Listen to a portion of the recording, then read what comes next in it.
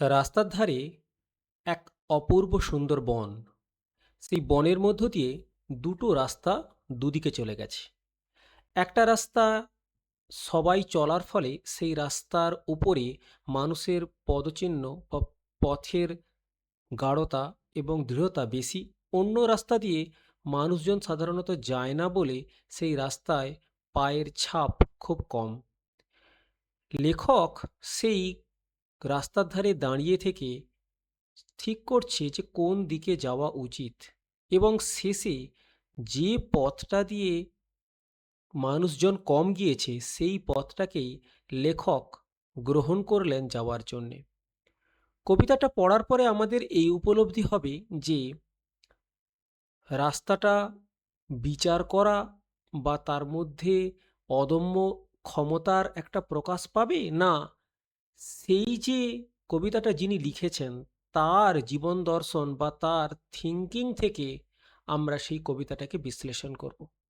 আজকে এই বিষয় নিয়ে আজকে আমরা পড়ব রোলা বার্টসের ডেথ অব দ্য অথার। রোলা বার্টসের ডেথ অব দ্য অথার এই বিষয়ে কি বলা হচ্ছে সেই নিয়ে আমরা আজকে পড়ব।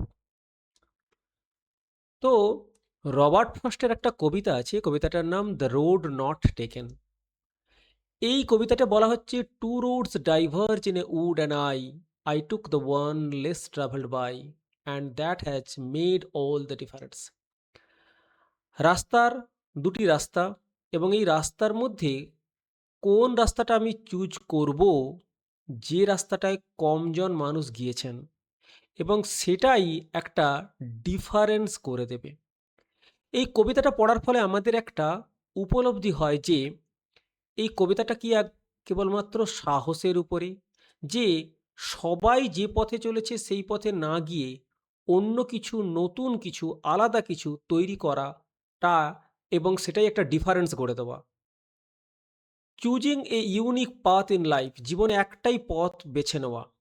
সবাই ডাক্তার ইঞ্জিনিয়ার হচ্ছে মানে আমাকেও ডাক্তার ইঞ্জিনিয়ার হতে হবে এমন কথা নয়। এবং নট ফলোয়িং দ্য হার্ড, ভিড়কে অনুসরণ না করে একটা সম্পূর্ণ নতুন, স্বতন্ত্র, স্বাধীন চিন্তাভাবনা করাটাই এই কবিতাটার মূল বিষয়বস্তু, মূল লক্ষ্য। এবারে এই কবিতাটা যেটা লেখা আছে সেটা বাদ দিয়ে যদি আমরা কবির বায়োগ্রাফি জানতে চাই, তাহলে কবিতাটার ব্যাখ্যা সম্পূর্ণ আলাদা হবে। Now you look into Roberts Frost by life. এবার আমরা তার জীবন দর্শন দেখব। You discover that Frost wrote this poem for his best friend Edward Thomas. Edward থমাসের জন্য এই কবিতাটা লেখা হয়েছিল। Thomas was a famous chronic overthinker. Famous ছিলেন কোনো একটা সাধারণ বিষয় নিয়ে প্রচুর চিন্তা করতো, প্রচুর ভাবতো। হোয়েন এভার দে টক, যখনই তারা কথা বলতো, ইন দ্য উডস টুগেদার, সেই বনের মধ্যে, বনের কাছে, Thomas would constantly worry that they had picked the wrong path and missed out on a better view. যখনই থমাস কোনো কিছু জিনিস চুজ করতো, সে রাস্তা হোক বা জীবনের কোনো অপশান হোক, তখন সে মনে করতো যে সে যেটা চুজ করেছে সেটা খারাপ এবং অন্যটা আরও বেটার হবে। Frost wrote the poem as a joke to tease his friend about how people always pretend their choice were super important after the fact. Frost এখানে সেই বন্ধুকে খোঁচানোর জন্যে এই কবিতাটা লিখেছে, যে মানুষজন সব সময় তার নিজের যে চয়েসটাকে, সেই চয়েসটাকে মনে করে যে সেটা গুরুত্বপূর্ণ নয়, অন্য চয়েসটা ছিল গুরুত্বপূর্ণ। আমরা যদি অথারের বায়োগ্রাফি পড়ি, তাহলে কবিতার দৃষ্টিভঙ্গি আমরা অন্যরকমভাবে পাবো। আর আমরা যদি অথারের বায়োগ্রাফি বাদ দিয়ে কেবলমাত্র কবিতার দৃষ্টিভঙ্গি, কবিতায় যে অক্ষরগুলো লেখা আছে সেই অক্ষরগুলোকে যদি ভালো করে বোঝার চেষ্টা করি, তাহলে তার অর্থ আলাদা হচ্ছে। তাহলে এখন প্রশ্ন হচ্ছে যে কোন জিনিসটাকে আমাদের গ্রহণ করা উচিত, অথারের বায়োগ্রাফি যুক্ত করে কবিতার মিনিং, না অথারের বায়োগ্রাফি বাদ দিয়ে কবিতার মিনিং? এখানেই রোনা বার্থেসের তার মূল বিষয়বস্তুটা এখানে দেখিয়েছেন, ডেথ অব দ্য অথার। এবার এই যে দুটো জিনিস, দুটো প্রবলেম আমরা এখানে অ্যানালাইসিস করব। একটা দ্য কোর প্রবলেম যেটা, যে ট্র্যাডিশনাল ভিউ যেটা সবসময় হয়ে আসছে গতানুগতিক, কি দ্য অ্যাজাম্পশন কি the author the ultimate creator of meaning, যিনি ছিলেন এই মানে কোনো কবিতা বা লেখার একটা স্রষ্টা। Method study the author's biography history and life, এবং আমরা কি পড়ি অথারের জীবনী, ইতিহাস এবং তার জীবন। তার ফলে কি find the one true meaning hidden by the writer, আমরা তখন সেই কবির মনের ভিতরে বা তার লাইফের ভিতর থেকে যে যে অন্তর্নিহিত মর্মার্থ সেই কবিতার মধ্যে লুকিয়ে রেখেছেন সেটা আমরা বোঝার চেষ্টা করি। যদি আমরা কিডসের কবিতা পড়ি তখন আমরা দেখতে পাবো প্যালসিসেক্স, প্যালসির কথাটা উল্লেখ করা আছে, তারপরে সেখানে একটা দুঃখের কথা উল্লেখ করা আছে। এই সব জায়গা থেকে আমরা যদি পার্সোনাল লাইফে যাই তখন দেখব যে ফ্যানি ব্রাউনি তাকে ছেড়ে চলে গেছে, টম জোন্স টিউবারকিউলোসিসে মারা গেছেন। যখন আমরা এই সব জিনিস দেখব বা পড়ব, তারপরে যদি ওড টু নাইটিঙ্গেল পড়ি তখন আমরা জানতে পারবো যে সেখানে কিছু টোন তার জীবন থেকে এসছে, তার ফলে তার কবিতাগুলো দুঃখের কবিতা হয়ে গেছে। ইন ট্র্যাডিশনাল ক্রিটিসিজম, সাধারণ সমালোচনায়, people believed that to understand a poem, একটা কবিতাকে বোঝার জন্য you had to create author's biography first, you had to read the author's biography first, তোমাকে পড়তে হবে লেখকের জীবনী প্রথমে। পিপল থট, মানুষজন ভাবে, the author's intention was the final truth, লেখকের যে চিন্তাভাবনা সেটাই সত্য। But Barthes said, this is where we are making a huge mistakes, এখানেই আমরা ভুল করছি। অতীতে আমরা কি করতাম, আগে অথারের বায়োগ্রাফি পড়তাম, কবি পরিচিতি আগে পড়তাম, তারপরে তার লেখাটা আমরা পড়তাম, তার ফলে লেখার কারণ এবং তার ভিতরের যে ফিলিংসগুলো আমরা বুঝতে পারতাম যে এই কারণে হয়েছে। কিন্তু রোনা বার্থেস বলছেন যে না, এটা তা নয়, এটা আলাদা। তো বর্তমানে বার্সের হচ্ছে যে কি পয়েন্টস ছিল এখানে, তার রিভলিউশনটা কি, পোস্ট স্ট্রাকচারাল শিফট কি, পাবলিকেশন, যখন কবি বা কোনো লেখক কোনো কিছু পাবলিশ করে দিচ্ছে তখন তার হাত থেকে সেই লেখাটা সম্পূর্ণভাবে সেপারেট হচ্ছে। The text separates from the writer's once published হওয়ার পর সেই লেখাটা লেখকের হাত থেকে আলাদা হলো। ল্যাঙ্গুয়েজ স্পিক্স, এবারে সেই যে টেক্সটের মধ্যে যা লেখা আছে সেইটা কি বলছে সেটা আমাদেরকে জানতে হবে। ল্যাঙ্গুয়েজ বিলংস টু এভরিওয়ান, এবারে ভাষাটা সবার জন্যে, নট জাস্ট অথার, লেখকের কেবলমাত্র নয়। Multiplicity, A text is made of ideas from many cultures, একটা টেক্সট বিভিন্ন ধরনের আইডিয়া নিয়ে তৈরি হয়, বিভিন্ন সংস্কৃতি দিয়ে তৈরি হয়, নট জাস্ট ওয়ান পার্সন, কেবলমাত্র একটি মানুষ একটি ব্যাখ্যা করলো যে এটা এই, তা কিন্তু ভুল। According to Barthes, the moment a book is printed, যেই মুহূর্তে একটা বই পাবলিশড হচ্ছে, the author's job is over, লেখকের কাজ শেষ। Language does not belong to the writers personally, লেখাটা ভাষাটা আর লেখকের নেই। The text has its own power, এই যে টেক্সটাই মূল শক্তি। সো উই মাস্ট স্টপ জাজিং literature using author's life story, সেই জন্যে আমরা লেখকের জীবন দৃষ্টি দিয়ে সাহিত্যকে আর বিচার করতে যাব না।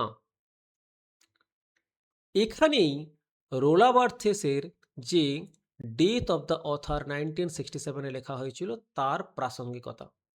এখানে আমরা কি দেখব, রোলা বার্থেস কি actually want to kill writers, রোলা বার্থেস কি সত্যি লেখকদেরকে হত্যা করতে চেয়েছিলেন, হত্যা ইন দ্য সেন্স তাদেরকে সরাতে চেয়েছিলেন, তাদেরকে বাদ দিতে চেয়েছিলেন। মূল প্রশ্নটা কি, who decides what a story means, the writer or the reader, কে বিচার করবে যে বইটা যেটা লেখা আছে বা কবিতাটা যেটা লেখা হচ্ছে সেটা কি অর্থ প্রকাশ করে, সেটা কে বিচার করবে, লেখক না পাঠক। এর মধ্যে ফেমাস কোট কি, the death of the author is the birth of the reader, অথারের মৃত্যু হওয়ার পর অথার কোনো কিছু ব্যাখ্যা করছে না, ব্যাখ্যা না করার ফলে রিডারের জন্ম হচ্ছে, রিডার সেই কবিতাটাকে নতুনভাবে ব্যাখ্যা করতে শিখছে। এবারে আমরা আগেই পড়েছি ওল্ড ওয়ে ট্র্যাডিশনস কি, যেটার উপরে ফোকাস করা হয় অথারের। রোনা বার্থেসের আগে রোমান্টিসের এই টপিকের মধ্যে আমরা দেখতে পাই যেটা আগে অথারের উপর ফোকাস করা হতো। বিলিফটা কি ছিল? People use to think the author was the ultimate owner of a text. অথারই ছিলেন সেই টেক্সটের প্রধান মালিক। To understand a poem or novel, একটা কবিতাকে বুঝতে অথবা উপন্যাস থেকে বুঝতে ক্রিটিক্স পড়ে কি? অথার্স লাইফ স্টোরি, অথার্সের জীবন, their psychological and personal belief, তাদের মনস্তাত্ত্বিক এবং ব্যক্তিগত বিশ্বাসটা তারা কি করে, the historical time period they lived, যে ঐতিহাসিক সময়ে তারা বাস করে। তার গোলটা কি? To find one single true meaning intended by the writer, তারা খুঁজে পায় কেবলমাত্র একটা সত্যিকারের অর্থ, intended by the writer, writer যে অর্থটা প্রকাশ করতে চেয়েছে সেটাই তারা খুঁজে পায় অতীতে। কিন্তু সবচেয়ে বড় প্রবলেম যেটা অথার বায়োগ্রাফি নিয়ে যে প্রবলেমটা, সেটা কি? বার্থেস কেন ডিসএগ্রি, কেন সেটাতে অসম্মতি প্রকাশ করে? লিমিটস ইউর থিঙ্কিং, তোমার থিঙ্কিংটাকে সীমাবদ্ধ করা। If you only look for the author's meaning, যদি তুমি এই অথারের এই জিনিসটা নিয়ে দেখো, you ignore every other interpretation, তখন অথার যে মানে প্রকাশ করছে, তাহলে তোমার আর যে অনেক রকমের ধরনের ব্যাখ্যা হতে পারে সেটাকে তুমি সম্পূর্ণ বাদ দিয়ে দিচ্ছ। বায়োগ্রাফিক্যাল ট্র্যাপ কি? We end up studying the person not the text, আমরা কি করলাম? ব্যক্তির জীবনী পড়লাম, আর টেক্সট আলাদা করে কত রকম ধরনের ইন্টারপ্রিটেশন হতে পারে সে বিষয় নিয়ে আমরা জানলামই না, শুধু পার্সনের বায়োগ্রাফি জানলাম। ফলস অ্যাসাম্পশন কি? We assume the author has total control over what words can mean, আমরা ধরে নিলাম যে অথার হ্যাজ টোটাল কন্ট্রোল, অথারের একটা সম্পূর্ণ নিয়ন্ত্রণ আছে over what words can mean, সেই বিষয়ের উপরে যেটা শব্দ কোনো একটা অর্থ প্রকাশ করতে পারে, হোয়াট ওয়ার্ডস ক্যান মিন, অর্থ কোনো একটা প্রকাশ করতে পারে। বার্থস claim the author is not a god over their work, other যে কাজটা ব্যবহার করছে, যে কাজটা করছে, সেটার উপরে তারা ভগবান নয়, তার অনেক ধরনের ইন্টারপ্রিটেশন হতে পারে। এরপরে আসি পোস্ট স্ট্রাকচারালিস্টটা কি? What happens when a book publish করার পর আমরা কি? সেপারেশন হয়। তারপরে text is free, words exist on the page independently who type them, শব্দ যেগুলো সেই পেজের উপর টাইপ করা হচ্ছে সেটা সম্পূর্ণ আলাদা। এরপরে language speaks not the person, টেক্সটে কিছু লেখা হয়ে গেল, সেইটাই কি কথা বলবে, ব্যক্তি আর কোনো কিছু কথা বলবে না।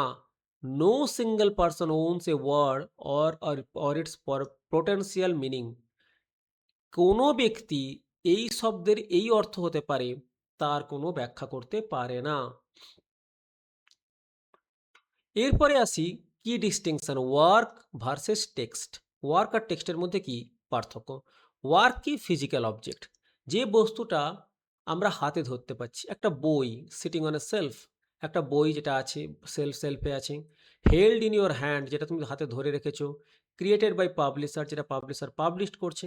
কিন্তু টেক্সট কি? যেটা experience, the meaning generated when someone reads it, text কখন? সেই বইটাকে যখন কেউ কিছু পড়ছে এবং সেটা নতুন কোনো অর্থ প্রকাশ করছে, তখন তাকে আমরা বলবো text. Alive, moving and constantly changing depending on who is reading, সেটা প্রাণবন্ত, চলমান এবং ক্রমাগত পরিবর্তিত হচ্ছে যে সেটাকে পড়ছে। এখন what is text made of, তাহলে টেক্সট কী নিয়ে তৈরি? এ টিস্যু অফ কোটেশনস, মানেটা কি? A text is woven fabric made of recycled ideas and past writings, একটা টেক্সট হচ্ছে একটা বুনন, যেটা বিভিন্ন ধরনের পুরনো ধ্যান ধারণা, পুরনো লেখালেখির উপরে ভিত্তি করে নতুন কিছু লেখালেখি হয়, সেটাকে আমরা বলবো text. Barthes says no idea is 100% original, কোনো আইডিয়া 100% অরিজিনাল নয়।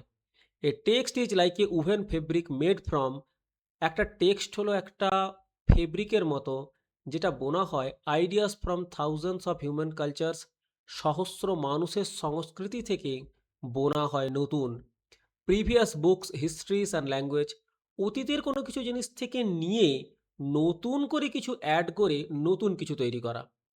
The author does not create new meaning from thin air, author কোনো কিছু নতুন জিনিস তৈরি করে না, they just blend existing language, যেটা আছে সেটাকে মুড়ে চড়ে নতুন করে আকার দিয়ে নতুন কিছু তৈরি করে, এটাকেই বলবো আমরা টেক্সট। এবার এখানে তিনটে জিনিস আমাদের মনে রাখার দরকার। এক, author's intention to reader's perception, authorial intention to reader's perception. লেখকের চিন্তাভাবনা থেকে পড়ুয়াদের উপলব্ধি পর্যন্ত টেক্সট চলে যায়, মানে লেখক যেটা বলতে চাইছে সেটা থেকে রিডার নতুন কোনো ইন্টারপ্রিটেশন করতে পারে। 2 number, meaning does not come from where the book was written. মিনিংটা বইটা কোথা থেকে লেখা হয়েছে, কে লিখছে তার উপরে অর্থ প্রকাশ করে না। It happens when where the book is read. কোথায় বা কে বইটা পড়ছে, তার কি চিন্তা ভাবনা, তার কি ব্যাখ্যা, সেটার উপর নির্ভর করে। লিটারেচার যে conversation, not a lecture. Literature কোনো একটা লেকচার নয় যে আমি এটা বললাম এটা আপনাকে মেনে নিতে হবে, সেটা নয়। লিটারেচার হচ্ছে কনভারসেশন, কথোপকথনের মাধ্যমে তার আসল রূপটা বেরিয়ে আসে। তাহলে আমাদের তিনটে জিনিস এখানে মনে রাখতে হবে।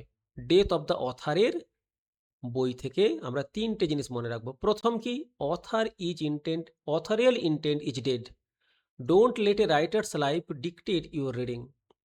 কোনো অথার, কোনো লেখাকে তার নিজের পার্সপেক্টিভসে যে এটাই ঠিক বলে বিবেচনা করতে পারে না। 2, মাল্টিপল মিনিং। একটা লেখার অনেক মিনিং হতে পারে। একটা টেক্সটকে বিভিন্ন দিক থেকে বিভিন্ন মানুষ বিভিন্নভাবে ব্যাখ্যা করতে পারে। আর active reading, readers are not passive receivers, they actively create stories meaning. রিডাররা কেবলমাত্র প্যাসিভ নয়, যে যেটা অথার বলল সেটাই শুনতে হবে এমন কিছু নয়। তারা সেটাকে পড়ে নতুন কিছু ব্যাখ্যা করে নতুন কিছু উদ্ভব করার নামই হচ্ছে ডেথ অফ দ্য অথার। অনেক ধন্যবাদ এই ভিডিওটি দেখার জন্যে। এরকম যদি আরও ভিডিও দেখতে চান তাহলে আমাদের এই চ্যানেলটিকে সাবস্ক্রাইব করে রাখবেন। ধন্যবাদ।